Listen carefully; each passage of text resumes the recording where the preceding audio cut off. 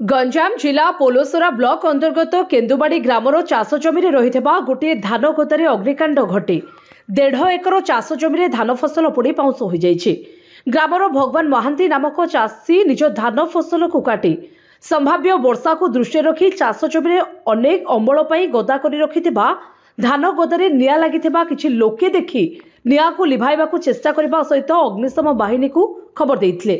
तेबे खबर पाई बुगुड़ा अग्निशम विभाग 2टी गाड़ी घटनास्थल में पहुंची निआं को आयत्त करथिले मध्य धान गदाटी 70 भाग पोड़ी पाउंस हो जाइए।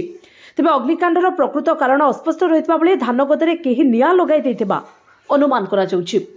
गंजामरू भगवान पाढ़ी रिपोर्ट जे न्यूज।